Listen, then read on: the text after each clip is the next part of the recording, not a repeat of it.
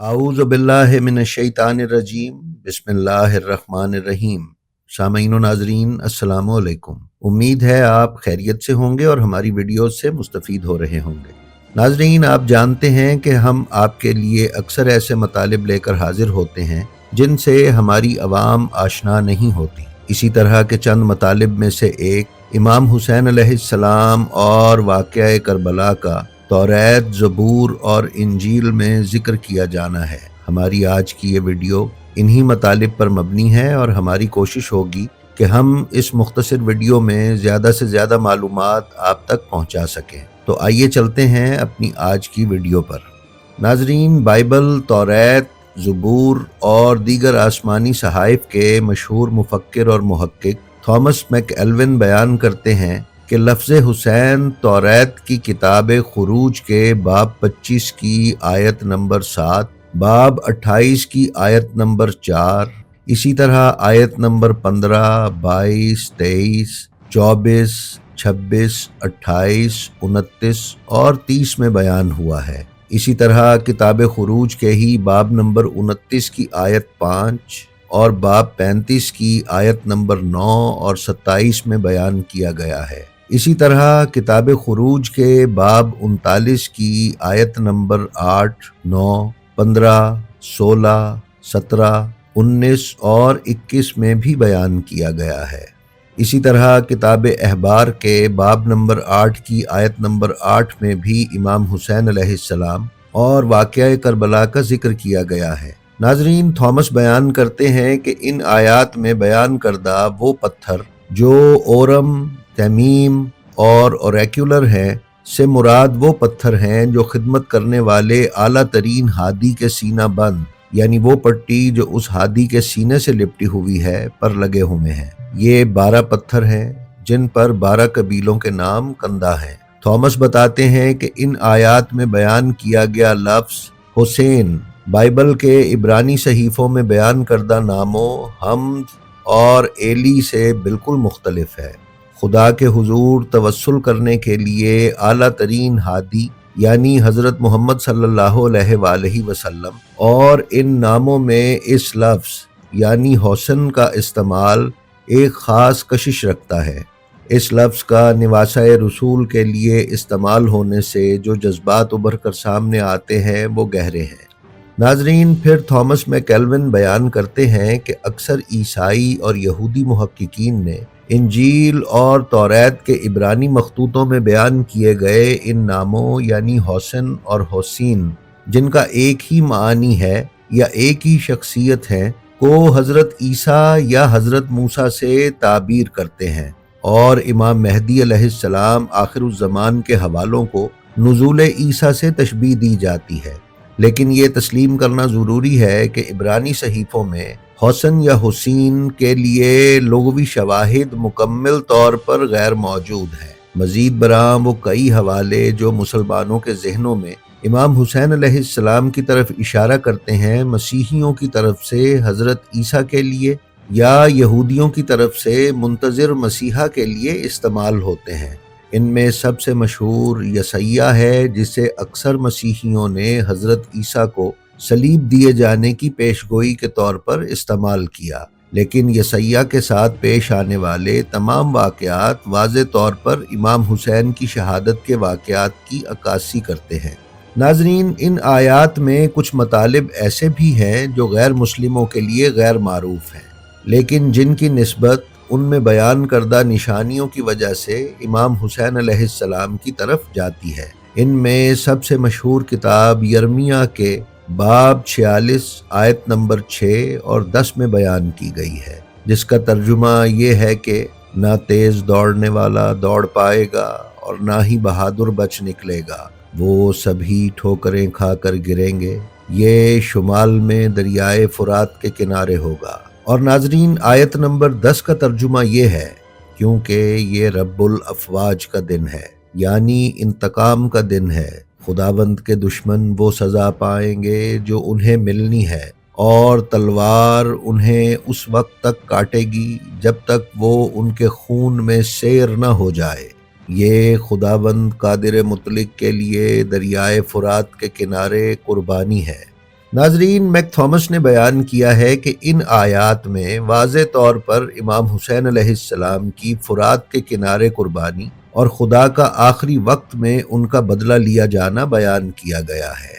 ناظرین، ان حوالہ جات کا واقعہ کربلا سے گہرا تعلق ہے، لیکن عیسائیت اور یہودیت میں ان آیات کی اسلامی تفسیر کو قبولیت کی نگاہ سے نہیں دیکھا جاتا، کیونکہ وہ ان واقعات سے مراد حضرت عیسیٰ کی قربانی کو لیتے ہیں، جبکہ یہ امر مسلمہ ہے کہ حضرت عیسیٰ علیہ السلام کی قربانی فرات کے کنارے نہیں ہوئی۔ جس ہستی کی فرات کے کنارے قربانی واقع ہوئی ہے وہ ہستی معروف ہے۔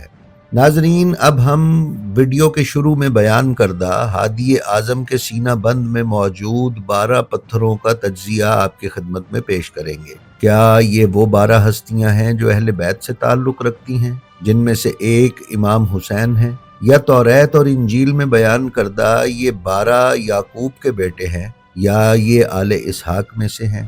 تو ناظرین، انہی کتابوں میں ہم ان 12 کے مختلف حوالے تلاش کرنے کی کوشش کرتے ہیں۔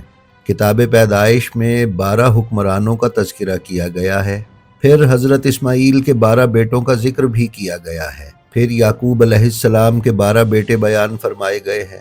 کتاب قضات میں 12 قاضی بیان کیے گئے ہیں، یہودا کے 12 نیک بادشاہوں کا تذکرہ کیا گیا ہے، اور انجیل کی تقریباً تمام کتابوں میں حضرت عیسیٰ علیہ السلام کے 12 حواریوں کا ذکر کیا گیا ہے۔ انسانی شخصیات کے علاوہ بائبل، توریت اور زبور میں 12 کے عدد پر مشتمل دیگر حوالہ جات بھی موجود ہیں، جن میں ایسے مقامات شامل ہیں جہاں کسی مخصوص لفظ کو 12 مرتبہ دہرایا گیا ہے، یا ایسے پیراگراف جو 12 حصوں پر مشتمل ہیں، خاص طور پر حضرت داؤد کی کتاب زبور کی 12 نظمیں جنہیں مزامیر کہا جاتا ہے۔ ناظرین، مزمور عبرانی زبان میں بانسری یا ساز کو کہتے ہیں، اسی طرح زبور کی نظموں کو مزمور اور ان کے مجموعے کو مزامیر کہا جاتا ہے۔ ان 12 مزامیر کا اسماعیل کے 12 بیٹوں کے ناموں سے موازنہ کرنے پر معلوم ہوتا ہے کہ یہ 12 نظمیں 12 اماموں کی خصوصیات کو ظاہر کرتی ہیں۔ ان مزامیر میں سے تیسری نظم کے 74ویں مزمور میں خاص طور پر امام حسین علیہ السلام کی شہادت کی پیشگوئی بیان کی گئی ہے۔ یاد رہے کہ ائمہ طاہرین میں امام حسین علیہ السلام کا نمبر بھی تیسرا ہی ہے، اور امام حسین علیہ السلام کا زیادہ تر تذکرہ تیسری نظم میں ہی ملتا ہے، جو کہ ایک حیرت انگیز مماثلت ہے۔ ناظرین، ہم آپ کی علمی تسکین کی خاطر 74ویں مزمور کے عبرانی نسخے سے آپ کی خدمت میں آیت 3 تا 11 کے تراجم اور ان کی تشریح پیش کر رہے ہیں۔ آیت نمبر 3 میں بیان ہوا ہے، اپنے قدم ان دائمی کھنڈرات کی طرف بڑھا، دشمن نے مقدس میں سب کچھ تباہ کر دیا ہے۔ چوتھی آیت میں بیان ہوا ہے، تیرے مخالفوں نے گرجتے ہوئے تیری جلسہ گاہ میں اپنے نشان گاڑ دیے ہیں۔ آیت نمبر 5، انہوں نے گنجان جنگل میں لکڑہاروں کی طرح اپنے کلہاڑے چلائے۔ نمبر 6، اپنے کلہاڑوں اور کدالوں سے اس نے تمام کندہ کاری کو ٹکڑے ٹکڑے کر دیا ہے۔ نمبر 7، انہوں نے تیرے مقدس کو بھسم کر دیا، فرش تک تیرے نام کی سکونت گاہ کی بے حرمتی کی ہے۔ آیت نمبر 8، اپنے دل میں وہ یعنی دشمن بولے، آؤ ہم ان سب کو خاک میں ملائیں، انہوں نے ملک میں اللہ کی ہر عبادت گاہ نظر آتش کر دی ہے۔ آیت نمبر 9، اب ہم پر کوئی الہی نشان ظاہر نہیں ہوتا، نہ کوئی نبی ہمارے پاس رہ گیا، نہ کوئی اور موجود ہے جو جانتا ہو کہ ایسے حالات کب تک رہیں گے۔ آیت نمبر 10، اے خدا، حریف کب تک لعن طعن کرے گا، دشمن کب تک تیرے نام کی تکفیر کرے گا۔ آیت 11، تو اپنا ہاتھ کیوں ہٹاتا ہے، اپنا داہنا ہاتھ کیوں دور رکھتا ہے، اسے اپنی چادر سے نکال کر انہیں تباہ کر دے۔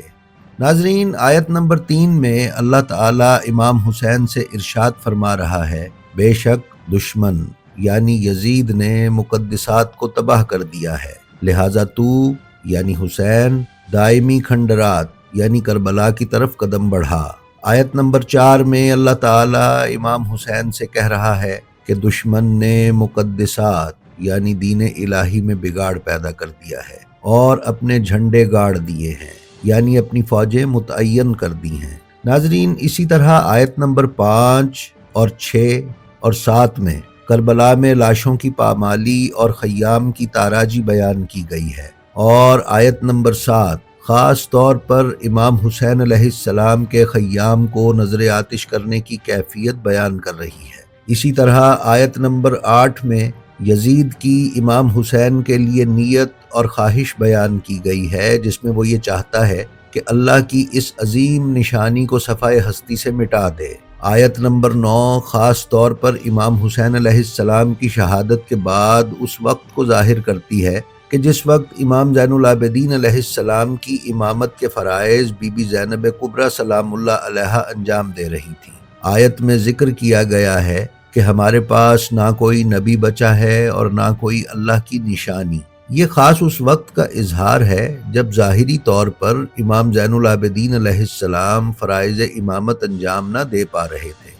ناظرین، اسی طرح 74ویں مزمور کی آیت نمبر 10 میں اسیران کربلا سے لے کر امام مہدی علیہ السلام تک کے ظہور کے انتظار کی کیفیت کو بیان کیا گیا ہے، جس میں بتایا گیا ہے کہ دشمن کب تک تیرے نام کی تکفیر کرے گا۔ آیت نمبر 11 خاص طور پر اسیران کربلا اور آل محمد کی وہ فریاد ہے جو وہ اللہ تعالیٰ سے خون امام حسین کا بدلہ لینے والے کے ظہور کے لیے کر رہے ہیں۔ تاہم اس آیت کے 3 پہلو ہیں۔ اس میں اللہ کے ہاتھ کا ذکر کیا گیا ہے، جو کہ ید اللہ یعنی حضرت علی علیہ السلام کی طرف بھی اشارہ ہو سکتا ہے، یا پھر آخری دور میں جو اللہ کا ہاتھ ظاہر ہوگا یعنی امام مہدی علیہ السلام، ان کی طرف بھی اشارہ ہو سکتا ہے۔ اور آیت کا تیسرا پہلو امام حسین علیہ السلام کی رجعت ہے کہ وہ تشریف لائیں اور شہدائے کربلا کا انتقام لیں۔ جی تو ناظرین، یہ تھی ہماری آج کی ویڈیو۔ ہمیں امید ہے یہ آپ کو پسند آئی ہوگی۔ اگر آپ ہمارے چینل بلینڈ آف ہسٹری پر نئے ہیں تو ہماری آپ سے گزارش ہے کہ اسے سبسکرائب کر لیں اور اس کے بیل آئیکن پر کلک کر کے آل نوٹیفیکیشنز کی سیٹنگ کا انتخاب کر لیں، تاکہ آپ ہمارے کسی بھی ویڈیو سے محروم نہ رہ سکیں۔ اس کے ساتھ ہی ساتھ ہمارا جو ویڈیو آپ کو پسند آئے اس کا لنک اپنے حلقہ احباب میں شیئر کرنا نہ بھولیں۔ ہماری آپ سے درخواست ہے کہ اپنا اور اپنے متعلقین کا بے حد خیال رکھیں اور خلق خدا میں آسانیاں تقسیم کرتے رہیں۔ خدا آپ کا حامی و ناصر ہو۔ السلام علیکم۔